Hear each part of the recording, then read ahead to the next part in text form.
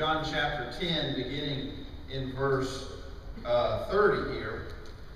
And this passage, when you first read it, I think if you read it cold, it's maybe a little bit hard to decipher. He's got a lot of things going on, and Jesus is using some pretty complicated arguments here, at least in my opinion, and compared to a lot of the things that he says. But he's talking to the sophisticated religious leaders of his day, and so he's not trying to make things simple. He's trying to show them that what they're saying and what they supposedly believe and what they supposedly want to do is completely contradictory to what they are doing, which is trying to kill him. But the reason that he does this, and the reason that I wanted to show you this, is because he talks about his relationship with his Father. And we see this all through the book of John, where Jesus talks about his Father, and he says here in verse 30, I and the Father are one. And the Jews wanted to kill him because he was blaspheming by saying that he was one with the Father, or that he calling himself the Son of God. What I would like for us to do this morning is to look at a few of these passages in the book of John and to try to understand how Jesus looked at his relationship with God the Father, and hopefully make some conclusions or notice some principles for fatherhood and parenting today, how we should see ourselves as mothers and fathers, and especially fathers, and also how we should see our relationship with God at the same time. Before we look specifically at these passages in the book of John, I want to submit to you, and especially to you fathers out there, that God has given you a lot of important tasks. He's given dads a lot of important responsibilities in the home, as husbands, as fathers, as providers, as protectors. But I submit to you that one of the most important tasks, maybe the most important task, is teaching. And the fact of the matter is that if you are a father, you are a teacher. You may not be thinking about what you're teaching. You may not be choosing specifically, I'm going to teach my children this and I'm going to avoid teaching my children that. You may not ever have that cross your mind. But you are a teacher, and you are teaching. Even absent fathers. Even fathers who are deadbeats and don't even spend any time with their children. They're teaching too. Psalm 78, beginning in verse 4, talks about what we're supposed to be teaching. He says there, we will not conceal them from their children, but tell to the generation to come the praises of the Lord, and his strength, and his wondrous works that he has done. For he established a testimony in Jacob and appointed a law in Israel, which he commanded our fathers that they should teach their children. Teach them to their children, that the generation to come might know, even the children yet to be born, that they may arise and tell them to their children, that they should put their confidence in God and not forget the works of God, but keep his commandments. It is one of the primary responsibilities of all fathers in all places at all times to teach children to respect the teachings of God, to understand, to follow, to appreciate the commandments of the Lord, and God's worthiness of praise and worship. Fathers are supposed to be teachers. Let's go back to the book of John. If you look at the way Jesus sees his relationship with God the Father, you hear a lot of times the word work. And I think we can reason from that fathers need to teach their children to work. Look back here in chapter 10 of John, which is where we began, verse 37. Jesus says, if I do not do the works of my Father, do not believe me. But if I do them, though you do not believe me, believe the works, so that you may know and understand that the Father is in me, and I in the Father. Jesus said, you can see my Father in my works. That's an interesting idea. In the context of God the Son, Jesus, and God the Father, we usually think of it as them being a part of the Godhead, them being divine, and that's exactly what it is. But if you analogize to earthly sons and earthly fathers and earthly sons and daughters, it's still an interesting idea.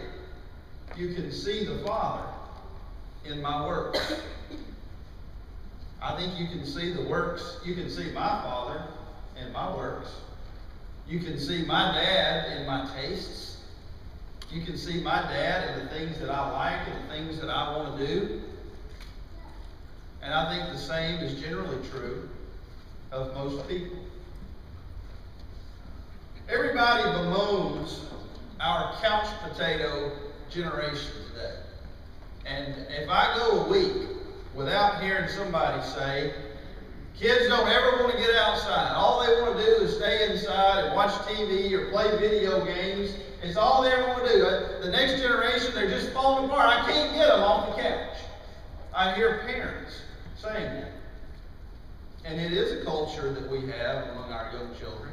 And we have a lot of childhood obesity. And you don't have to watch the news for very long until you're going to see a story either directly on or at least referencing childhood obesity and how overweight our children are and how much more overweight our children are today than they were in previous generations. But you won't have to watch the news very long to hear about how overweight our parents are. You don't have to watch or read many magazines to see stories about the bulging of America. And I've seen these promos for news stories where they show nothing but from here to here and all these tight waistbands and clothes that don't fit and people just swelling and swelling and swelling. People talk about it all the time. Our children are overweight, so are their parents. That's the way parenting works. That's the way the world works. It's the way my family works. My entire family on my dad's side struggles with weight. I've struggled with it. I've struggled with my attitudes toward food. Because of the attitudes toward food, I was taught as a child. We're going to have a big family reunion for the 4th of July. We have it every year. And we have just gobs and gobs of pork and ribs and potatoes and everything else that make your clothes too small. That's how parenting works. It's the same thing spiritually. Go back with me to John chapter 5. Jesus said here in John chapter 10, if I do not do the works of my Father. But go back to John chapter 5, verse 36. Jesus says, but the testimony which I have is greater than the testimony of John. For the works which the Father has given me to accomplish, the very works that I do, testify about me, that the Father has sent me. You can't control your children their entire lives. You can't guarantee the outcome of their lives. But by and large, as a general principle, you can see what the parents taught and what the parents modeled by what the children do when they grow up. And that's exactly what Jesus is saying here. He says, the works that I do testify about me, that the Father has sent me. You look at these miracles. You look at the people who were lame, who are now walking. You look at the lepers, who no longer have leprosy. You look at the blind, who now see. You look at my works, and you'll see whether or not my Father is God or somebody else. Well, you can look at the works of our children. You can look at the works of us so many times and see our parents. And as parents, we have to take that very seriously. Back up to verse 17 of John chapter 5. Verse 17, we see something, a very similar incident to what we saw in John chapter 10. But he answered them, "My Father is working until now, and I myself am working." Look at how Jesus looks at his life. I'm working, and the Father is working. Parents, you need to teach your children to work. You need to teach your children to be active, to be busy. Look at what he says, verse 18.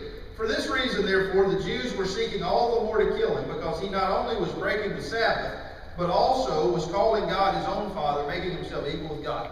Same exact thing that they were saying in John chapter 10, but they weren't saying it here. They're thinking it here in John chapter 10. Jesus actually makes them name it, that we won't kill you because you're calling yourself God. Verse 19, "Therefore Jesus answered and was saying to them, Truly, truly, I say to you, the Son can do nothing of himself, but is something he sees the Father doing. For whatever the Father does, these things the Son also does in like manner. For the Father loves the Son and shows him all things that he himself is doing, and the Father will show him greater works than these, so that you will marvel. For just as the Father raises the dead and gives them life, even so the Son also gives life to whom he wishes. For not even the Father judges anyone, but he has given all judgment to the Son, so that all will honor the Son, even as they honor the Father. He who does not honor the Son does not honor the Father." This is very interesting, and it may be too specific, it may be too detailed and technical. But I really think that I learned a lot about being a father by reading these passages in the context of father-son relationships, because I've never read them that way. I've always just read these passages, which I think is the real main thrust of the passage, in the context of Jesus' relationship with God and the Godhead, and part of the Godhead becoming a man. But look at what he says here in verse 20. "The Father loves the Son and shows him all things that he himself is doing." Fathers need to spend time with their children. Fathers need to reveal themselves to their children. I can tell you, as a busy person, that there is a great temptation to assume that my children understand me. There is a great temptation to assume that my children automatically understand my attitudes, my thoughts, my motivations from what they see me doing. But the truth is, most of the things that I do outside their presence. They don't see most of the things that I do. And if I don't show myself to them, if I don't reveal myself to them, if I don't talk to them and explain to them my attitudes, my motivation, the likelihood that they will misinterpret, the likelihood that they'll put a spin on it that I never even thought of, is magnified incredibly high.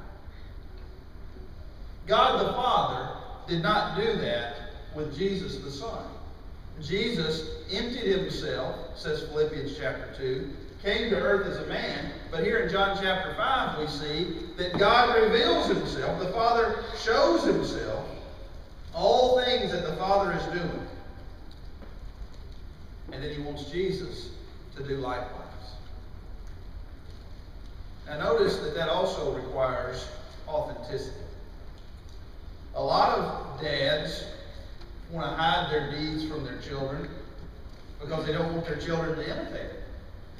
A lot of dads want to keep their deeds secret and keep their attitudes secret and keep their motivations secret because they don't want their children to be like them.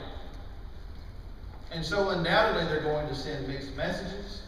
They're going to send mixed motivations. They're going to teach their children mixed up priorities because they're mixed up themselves. Their children are much more likely to be mixed up.